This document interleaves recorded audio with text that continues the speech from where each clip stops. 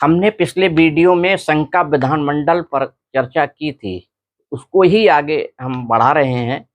आज हम करेंगे लोकसभा अध्यक्ष।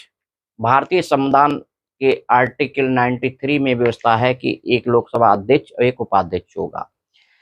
और लोकसभा अध्यक्ष एक ऐसा पद है जो कभी रिक्त नहीं होता है।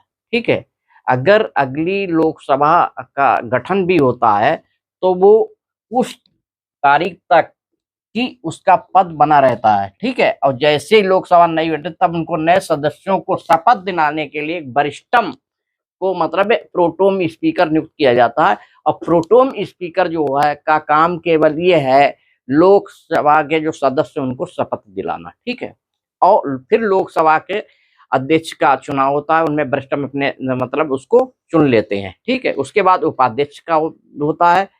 बहुत दिन से प्रॉपर्टी चली आई है कि उपाध्यक्ष का पद है या अपोजिशन को दे दिया जाए। ठीक है, अपोजिशन को। तो ये होते हैं, और इनका जो व्यय होता है संचित निधि पर व्यय होता है जो मतदान के लिए नहीं होता है। और लोकसभा अध्यक्ष को हटाया भी जा सकता है, या जब है कि जब हो सकता है कि जब वो उसका सदस्य ना हो, लोकसभा अध्यक्ष किसी कारण से उसका पद रिक्त हो जाता है। तो ये व्यवस्था लोकसभा के अध्यक्ष की है। और संयुक्त जब मीटिंग होती है तब उसकी अध्यक्षता भी लोकसभा अध्यक्ष करते हैं।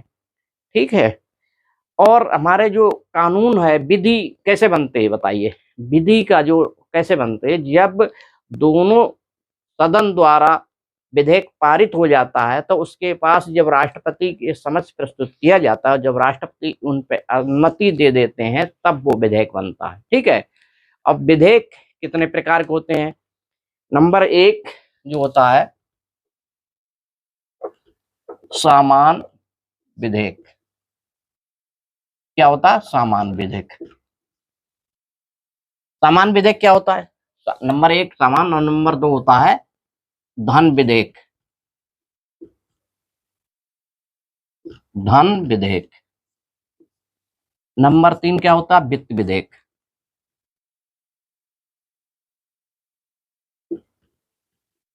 वित्त विधेयक।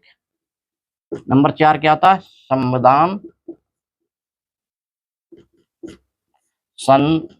संशोधन विधेयक। ठीक है, तो सबसे पहले हम सामान्य विधेयक पे चर्चा करते हैं। सामान्य विधेयक क्या होता है। सामान्य विधेयक ये होता है किसी भी सदन में प्रस्तुत किया जा सकता है, पारित किया जा सकता है। ठीक है, चाहे वो लोकसभा हो चाहे राज्यसभा हो। ठीक है, जब कोई विधेयक प्रस्तुत किया जाता है तो अगर मंत्री द्वारा प्रस्तुत किया जाता है, पारित किया जाता है, मंत्री द्वारा अगर पारित किया जाता है तो वो सरकारी विधेयक कहलाता है। अगर किसी सदस्य द्वारा अन्य सदस्य द्वारा पारित किया जाता है तो वो गैर सरकारी विधेयक कहलाता है।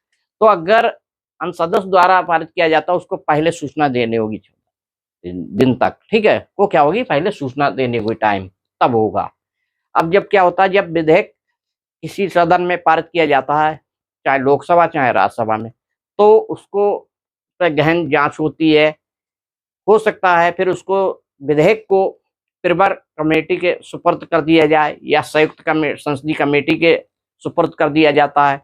तो क्या होती कमेटी उस पर क्या करती है, उस पर गहन अध्ययन करती है उस विधेयक पर। फिर उसके बाद क्या है उसको अपनी प्रतिवेदन रिपोर्ट देते हैं, तो पटल पर रखा जाता है, उस पर डिस्कस होती है। जब उसके बाद हर दल मतलब जिसके प्रस्तुत किया गया वो उसको पारित करता है, फिर उसके बाद अगले सदन दूसरे सदन में प्रस्तुत किया जाता है, पर उस पर डिस्कस होती है तो वो पारित किया। फिर दोनों में अगर कोई गतिरोध हो जाता है, अगर मान लो कोई गतिरोध हो गया तो वो राष्ट्रपति क्या होते हैं भारतीय संविधान के आर्टिकल 108 के अंतर्गत उस पर क्या है संयुक्त कमेटी दोनों दोनों सदन की क्या है मीटिंग बुला के उस पर डिस्कस हो गए। तो अभी तक ये चीज है।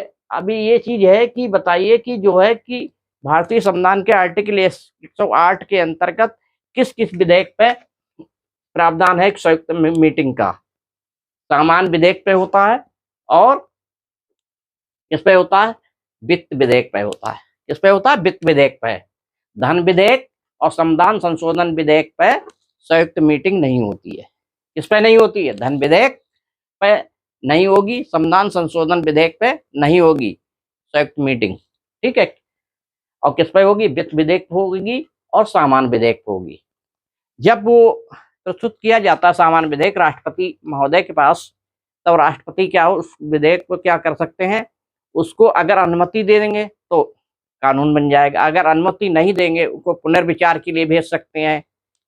पुनर्विचार भेजा जाएगा तो फिर जाएगा, फिर दल द्वारा पारित, फिर दोबारा प्रस्तुत किया जाएगा, फिर राष्ट्रपति उसको अनुमति दे सकते हैं।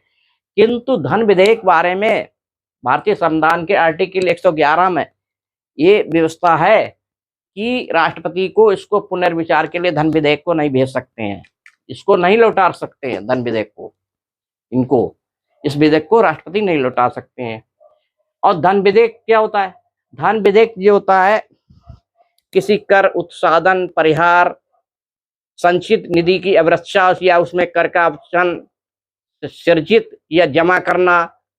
तो भारतीय संविधान के आर्टिकल 110 में धन विधेयक की परिभाषा दी गई है। धन विधेयक के काछे तक मेंशन है उसमें, वही प्रावधान अगर उसमें करके कोई फीस या आदाय उसके अंतर्गत, उसमें ये भी चीज दिया गया है कि धन विधेयक तभी माना जाएगा, कब माना जाएगा? धन विधेयक तभी माना जाएगा जब उसको कौन लोकसभा अध्यक्ष ये प्रमाणित करेंगे कि ये धन विधेयक है, उसको पृष्ठांकन करेंगे लोकसभा अध्यक्ष, तभी धन विधेयक माना जाएगा, चाहे भी दोनों सदन द्वारा जब प्रस्तुत किया जाएगा, ये धन विधेयक है। और वित्त विधेयक और संविधान संशोधन विधेयक में अगले में चर्चा करेंगे।